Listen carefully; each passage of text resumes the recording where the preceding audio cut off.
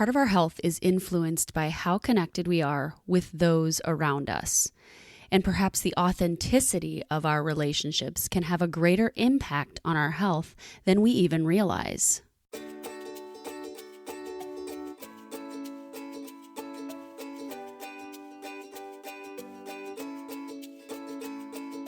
Welcome to Health, Harmony, and Happiness with Kathy. I'm your host, Kathy Stricker. I'm a wife to a law enforcement officer and mama to 3 lively littles. I'm a business owner, yoga teacher, health coach, and wellness and life enthusiast.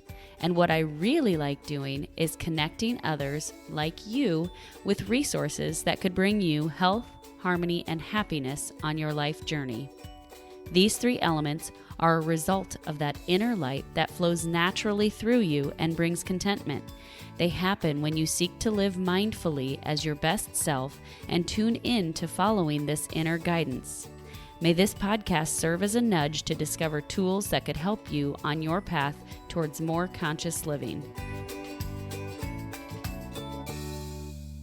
Hey everybody, today I am talking with Amie Zarling, who is a clinical psychologist and also an assistant professor in human development and family studies at Iowa State University. And we're talking primarily about loneliness today, but we're also going to just see what else comes up in this conversation. I think just from what I just heard her telling me about, she's got some interesting stuff going on. So we'll see what happens.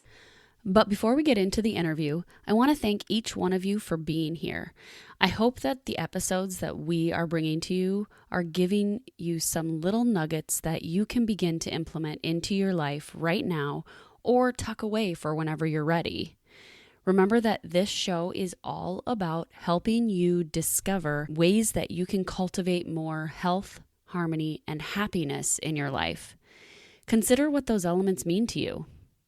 In an ideal world, what does the blueprint of your best self look like? And if you find that something you hear on this show helps you get closer to that blueprint of vitality, then we're doing our job. Hooray! And we'd love to hear about it. Share your experience in our Facebook community, Cultivating Health, Harmony, and Happiness, and leave a review on Apple Podcasts. I'm so grateful that you're choosing to make this show a part of your life. Thank you. Now, on with the episode. Amie, tell us a little bit about yourself. So I'm a clinical psychologist. I got my PhD from the University of Iowa in 2013, and I became a professor at Iowa State University in the Department of Human Development and Family Studies in 2014. So I've been at Iowa State for about 6 years. I just received notice that I've got tenure, which will become official this summer. So that's a huge stressor off my plate anyway, which coincided, of course, with the pandemic coming on. So I just traded one stress for the other, it seems. Right. But maybe the tenure lessens some of the other stress that, right, exactly. That would have been there. Yeah, exactly. I should look at it that way. And I love my job. I love what I do. I love researching. I love creating programs and interventions that help people. So what is it that you do then? What do you do with research? Yeah, so my main research area broadly is developing and testing evidence-based interventions for a wide variety of things, but I would say my passion is anything that helps improve relationships. So even though some of the things I do kind of seem very different, my primary passion is helping people develop better relationships. So that has included, an intervention for loneliness. But I also actually work very, very extensively with the Department of Corrections on programs for justice-involved individuals and helping them better their relationships. Specifically, I've developed an intervention for people who are, convicted of domestic assault. They are mandated to complete an intervention program as part of Iowa law. And right now, the state of Iowa is using a program that I developed to provide for those people in that situation. So even though that seems like very different than loneliness, really, like I said, my passion is helping people develop better relationships. And so in that sense, they do overlap. Yeah, it's all that connection. I can imagine that someone who's in that situation, who's coming out of being institutionalized, is going to face a lot of these same things and is going to have that be in that risk category of, hey, this person could go into that loneliness, could go into that state Yeah, of not having any connection, of not having a support network that is going to help them and be there for them. absolutely. Yeah. We're talking about loneliness today and the perceived connectedness that we have in our relationships. Before Amie and I talk any further on this topic, I want to share with you some statistics that I came across regarding loneliness recently. In 2018, research conducted by Cigna and actually one of Amie's cohorts at Iowa State University showed that loneliness had reached epidemic levels in the United States. And nearly half of Americans reported being lonely, about 46%.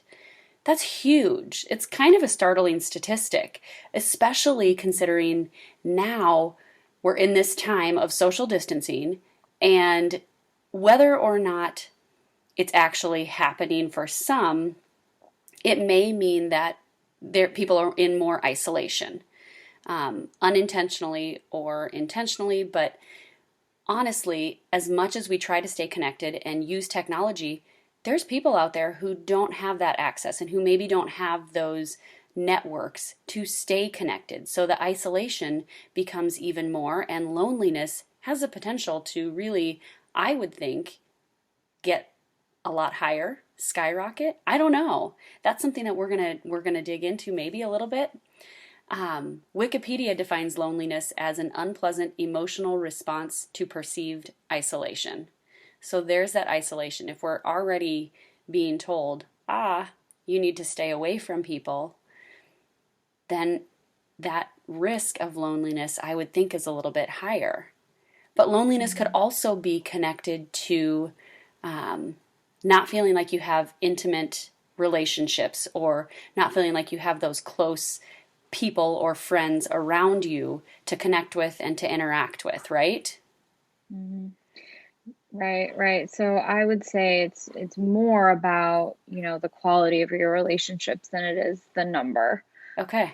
You could be, that's why the isolation piece is, it's the perceived isolation, because you could be surrounded by people and feel lonely. And Sure, so you it's could very be much, you yeah. could be in your own house and have family, husband, close friends that you're talking with, zooming with, interacting with every day, and still feel lonely. Hmm. And so maybe Yeah. it's the authenticity of your interactions, right? Right, right. So I actually prefer, the term social connectedness than I do the term lonely, because I feel like lonely, I mean, even though that it's accurate to say lonely, I feel like it has got this connotation around it that is not exactly accurate. What I like to talk to people about is, how socially connected do you feel? Sure. How intimate are your relationships? How fulfilling and meaningful are your relationships? And that's what I like to talk about with people, or help them with, because, loneliness is a natural human emotion that comes up, but it's more of a symptom of the problem than it is the problem itself. Yeah. It's kind of like a signal. It's a signal that something is off. It's signaling to you something is not, the way that you want it to be. And so if you dig deeper, then that's when really getting to that social connectedness and sense of belonging and intimacy and the meaningfulness of your relationships is where I think the action is anyway. So building relationships, cultivating better relationships, right? Hmm. That's kind of the Yeah, yeah. focus of it. Or belonging, things like Yeah. that. Yeah. Okay.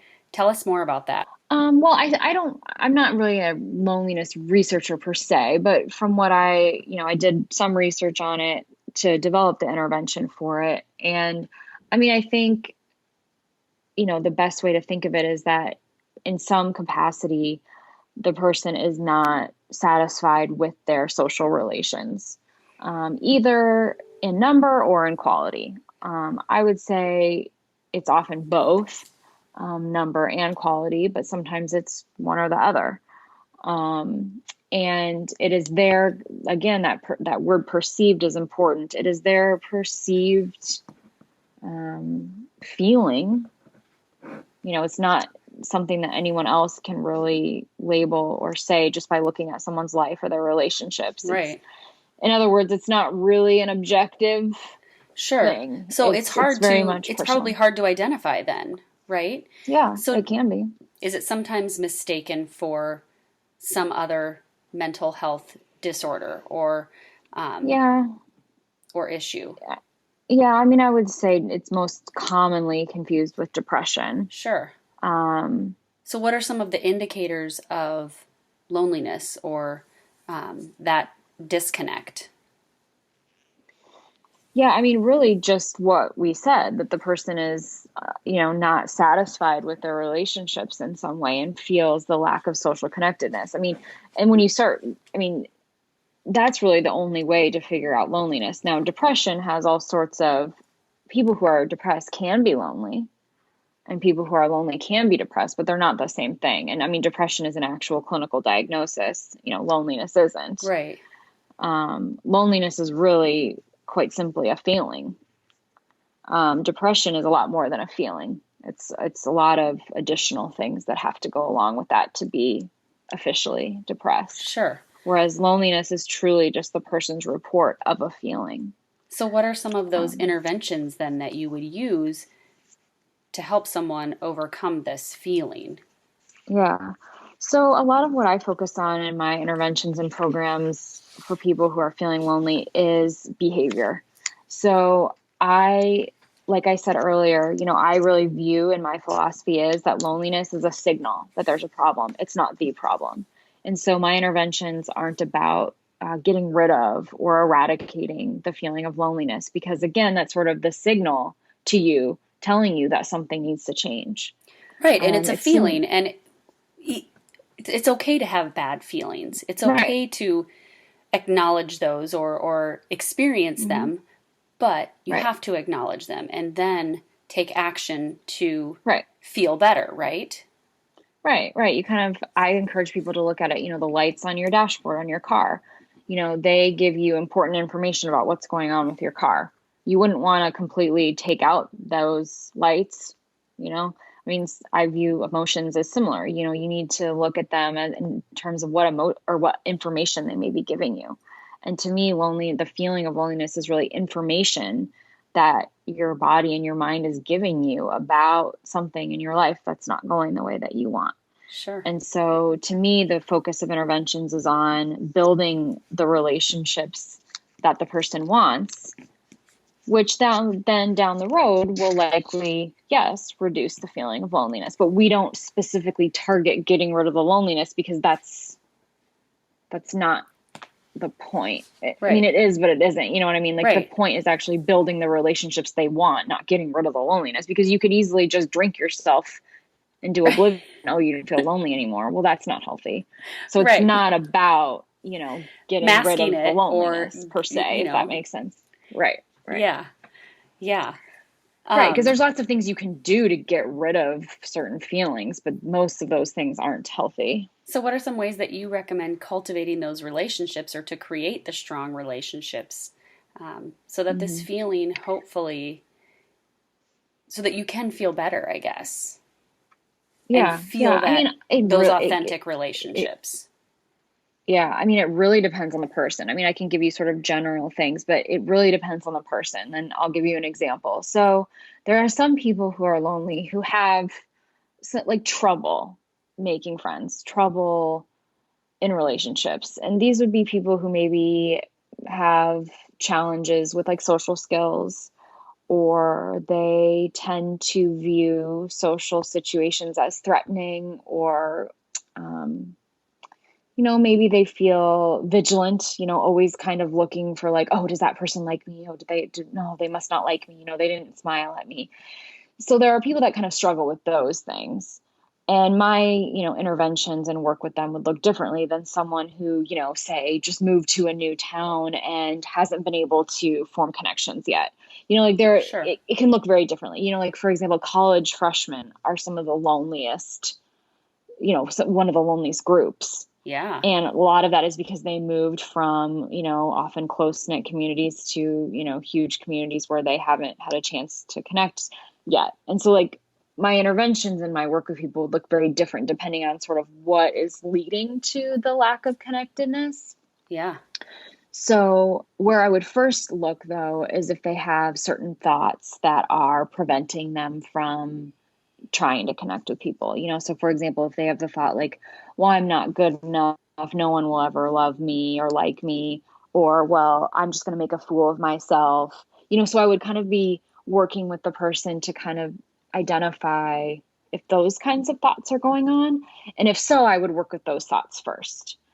Um, but thoughts are tricky. Thoughts can be very sticky. So I wouldn't spend like a ton of time on those, but I would want to like make note that those are there and work with them as much as I could. And then get right to it in terms of like scheduling goals and activities that will increase social connectedness. And I learn a lot from this exercise with people that if we develop some sort of goal, like, okay, so in the next week, I'm going to call 3 people and see if I can schedule a lunch. Now, obviously in a pandemic, this would look different, Right. but, in a pandemic, it may be, okay, I'm going to reach out to 3 people and see if we can schedule a Zoom chat over the next week, would be pandemic appropriate. And then when I revisit them, with them about the goal, like say a week later, I learn a lot about what happened with that. If they went at it and they tried, even regardless of whether they were successful or not, that to me is one thing. If they didn't even try, then I go back to those thoughts, because to me, then the person's got those sticky thoughts holding them back, and we need to pay more attention to that aspect of things. Then if they were willing to try, they did it. Again, whether they were successful or not almost doesn't matter. From an intervention standpoint, it's about, were they able to do it? Yeah. Let's go to like an example of if someone is in their own home, they seem to Mm-hmm. be a very well connected person. They Mm-hmm. naturally are involved in groups. Mm-hmm. They have family around them all the time, but are still feeling lonely. Do you Mm-hmm. approach that the same? Ask them to get involved, make 3 of those appointments or social opportunities. Yeah, I think what I would do differently there is ask what type of social connectedness they're missing. So, what off the top of my head, what I would maybe guess is that they're missing like community connectedness in that respect. So, it sounds like they would have like intimate family connectedness in that situation, but perhaps missing. So, to me, there are kind of like 3 levels of connectedness. There's like the intimate family level, spouse, kids, then there's the friend level. So kind of a step away from that close intimate, but still you can obviously be very close with your friends. And then finally the community level connectedness. So what I would do with that person is kind of ask questions about each of those levels and sort of see, if my hypothesis could be correct, that maybe it's more of that broader community level connection that they could be missing. And then we would focus on those activities, like I said, the behavioral tasks on increasing that community connectedness. It's such a trial and error process then, For sure. because For sure. you don't know. Right. And sometimes the person doesn't even That's know. what I was going to say. Sometimes they're Yeah. probably not even aware. They just have these feelings Right. and they can't even identify that maybe it's feeling disconnected from others around them. Mm-hmm. Right? Yeah. Mm-hmm. Yep. Okay. Yeah. And then some of it, again, like I said, it could look so different depending on the person, but some of it could be that they do have maybe a mental health issue going on, or a lot of worry or anxiety, or kind of an inability to be in the present moment and enjoy the relationships they do have. Sure. And so that's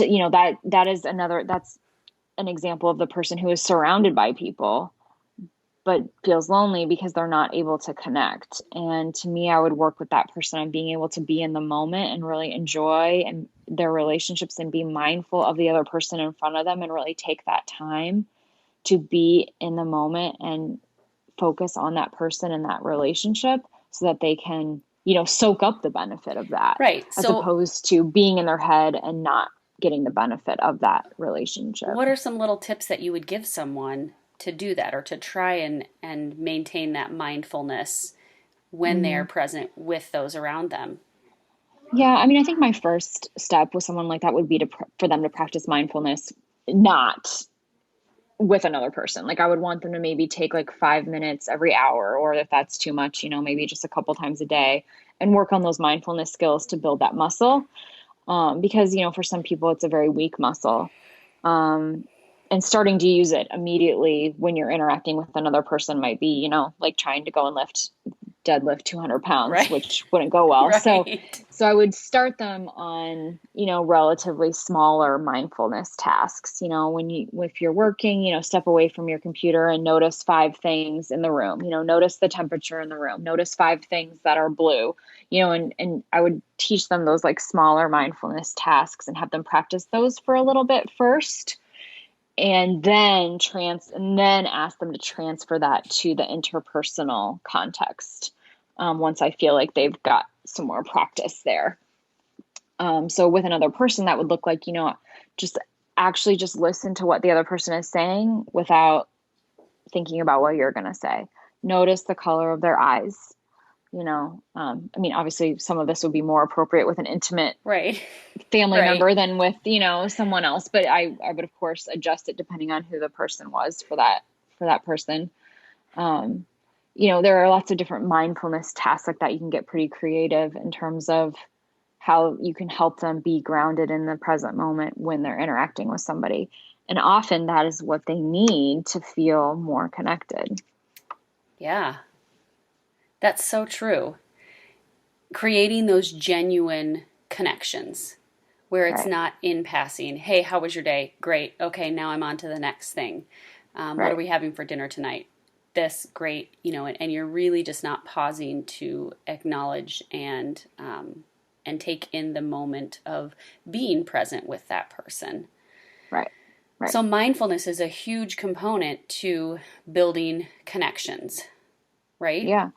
Yeah. And some people have that, they may not label it as such, Right. but sometimes I can tell that someone does have that ability, and that's not where we would need to work, for example. So, not everyone who is lonely, is lacking in that skill per se. But like I said, it's one area I would look at to see if maybe they could use some skills. Do you think some of this or some of like social disconnectedness comes from some people may have more of a self-centered tendency?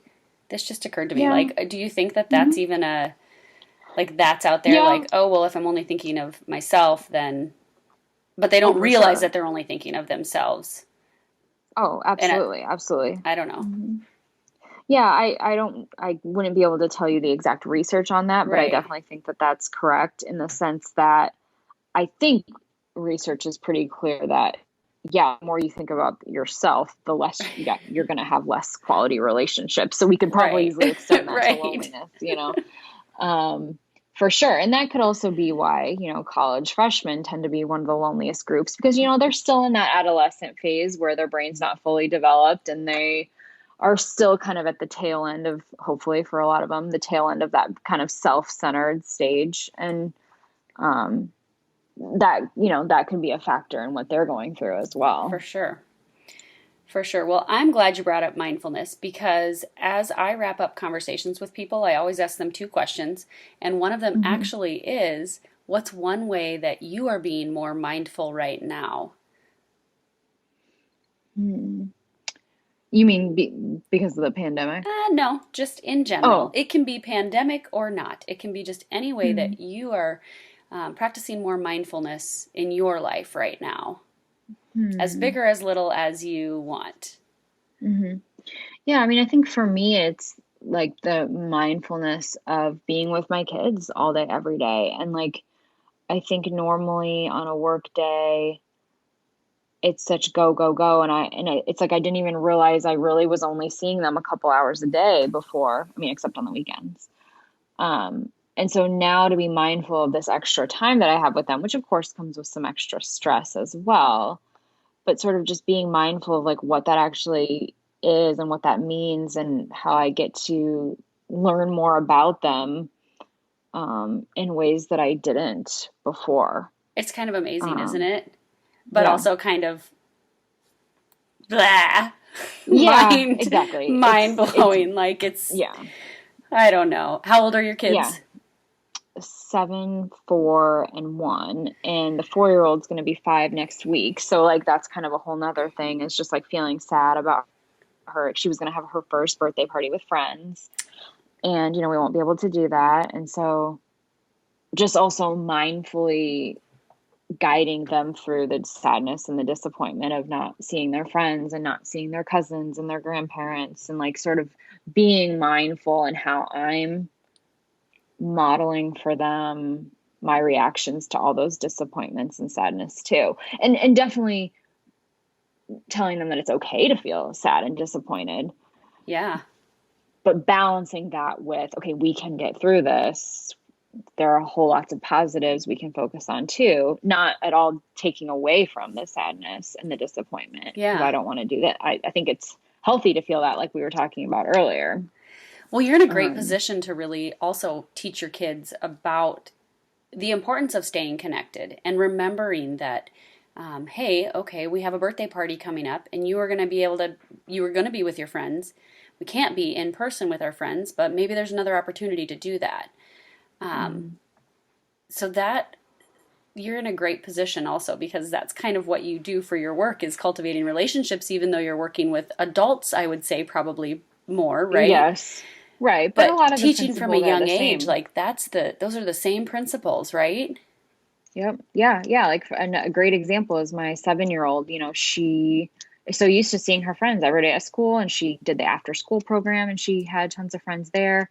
And like she was actually feeling like, she didn't use the word lonely, but I think she was really missing them and feeling lonely. And so yesterday we wrote letters to them. I helped her write letters to them, which I would have never in a million years prior to this thing would have thought to teach her to write letters to her friends, because Right. it never occurred to me. Right. Um, but that is why I think the situation requires some creativity on Yeah. everybody's part. And she is getting to the age where they could, for example, Zoom or video call. But some of the other parents like aren't quite ready for their kids to do that yet, and Right. so I think letters are a That's a nice great idea. alternative. That just reminded me when I was a kid and we'd be on like summer vacation. I Yeah. remember finding letters at my mom's house that I wrote to my friends and they'd write back, like that's how Hmm. we kept in contact when we were younger. Yeah. Um, so that And it doubles as a writing lesson. exactly bonus. One last question before we wrap things Hmm. up completely. Um, how does your work cultivate more health, harmony, and happiness in your life? Yeah, I think for me, I want to see my work making a difference. And I wouldn't want to be the type of researcher or professor who just sits in my office and pontificates to my students all day, or just types at my computer and hopes that one day my research will make a difference. I mean, I want my work and my research to have an impact, and I want to know that that's the case. And so I see that all the time with the interventions that I develop. I go out on the ground, I go into the trenches, and I make sure I know how it's being implemented, and I get feedback from the people that are, doing these interventions. And I couldn't do this work if I didn't get that like real time feedback that it was making a difference. There are lots of researchers who can, do their research just in their office and play with data and then publish it. And we need them. We need those people too. Absolutely. That's just not, that wouldn't be what would keep me That motivated. doesn't And fill so your for me, bucket. right, it doesn't fill my bucket. Like knew I needed to be able to do research that I could see the immediate impact and social and community difference that the work was making. And so for me, That's it. that's It's why I super work. Yeah. rewarding. Yeah. Yeah. Yeah. Yeah. Very cool. Well, you're Yeah. you're creating and working on a thing a topic that is just truly needed and important. When you think of, yes, technology is a fantastic tool as we're discovering for staying connected right now, but it also is one of those things that can separate people and can keep Yeah. people apart Hmm. because of it, how much it pulls your attention towards. Um, so the work Well, that you're right. I mean, doing on cultivating relationships is fantastic. Yeah, I mean, it's kind of interesting because we are relying on technology so much to stay connected right now, and that's great and fine, And I think we all need to be aware that it's no substitute. Absolutely not. It's what we need to be doing now for the good of the world. And, there's plenty of research that shows, it's taxing to be on Zoom all day and have your social interactions that way because your brain isn't computing the same level of social connectedness as it would be if you were in person. So, like, of course, this is better than nothing. Absolutely. And I don't mean to be downplaying it. And it's what we need to be doing right now. But I think it's helpful to be mindful of the fact that, we still do need those in-person interactions. And when we can go back to those, we all should. No doubt. No doubt. Which I think everybody pretty much is on board with. I think so too. But I will also Yeah. point out that, my gosh, I have even caught myself, like if I'm on a Zoom call with my friends, just because I need that connection. Oh, it's just like if you're on a regular phone call, your kids automatically know, and then they start to, go bonkers. But it reminds me like, hey, I'm giving my attention to these other people. I also need to be mindful of giving my attention to cultivating my relationships with my kids and spending this time with them because they're here in person with me, and what they're seeing me do during this time and what they're seeing my interactions as this time also means something to them. And so Absolutely. to bring that around, like, technology's good, but also we do need to be mindful of the present moment and being aware that we're still cultivating relationships in our own homes as well, which we hear every day in the news and all these cool things that families are doing and all that. But it's easy to get wrapped up in it still, though, to be on your technology meetings or video conferencing and then forget that, oh yeah, I'm going to go be mom or dad right now too and hang with my kids live and in person. All right. Thank you so much, Amie. Have a good afternoon. Yeah. Yeah, All you right. too. Thanks for having me. Yeah, absolutely. I share this information and guest with you simply because this is something that may be more present during this time of social distancing than we may even realize. Loneliness or social disconnection is a thing and is actually quite common, even in people who appear to be connected or appear to have genuine relationships with others.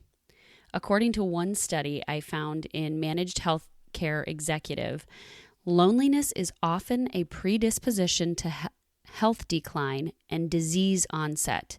It leads to higher healthcare utilization, including readmissions, and decreases the likelihood of a positive health outcome following a hospital discharge.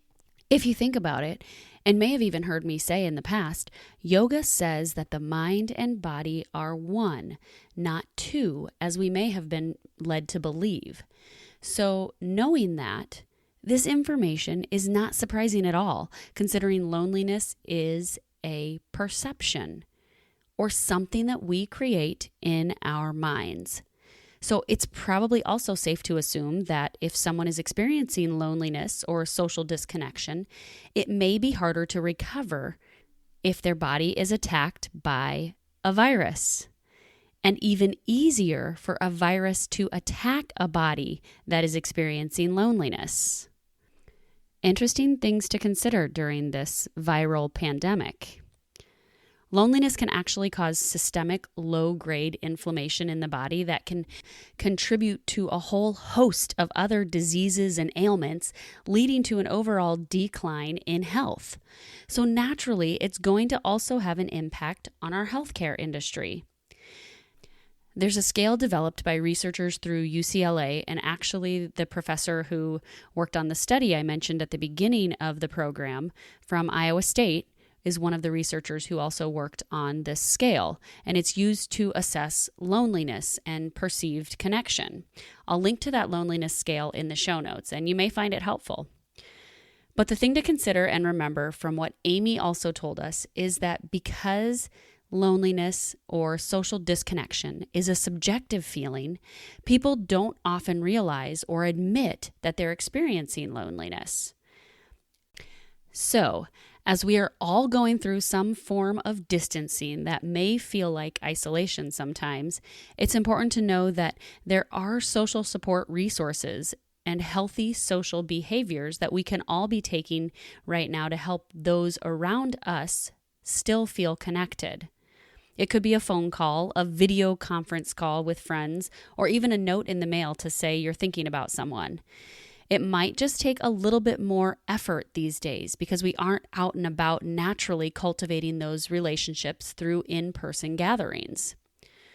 Now, where I live in Iowa, we're fortunate enough to live in a part of the country where we can get out in the open and allow for the occasional socially distanced walk with a friend. I actually did this just yesterday. We kept our distance and were able to walk and enjoy time together.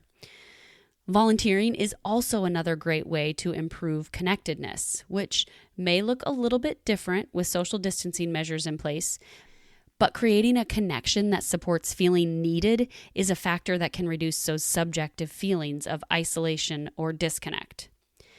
Interactions through technology certainly can't compare to those in-person, energetic interactions that we long for right now, but it's certainly a tool that has its place, especially during a pandemic.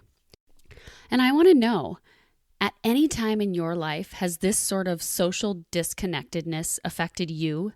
If so, what did you do to overcome it? Share your experience in the Cultivating Health, Harmony, and Happiness community on Facebook.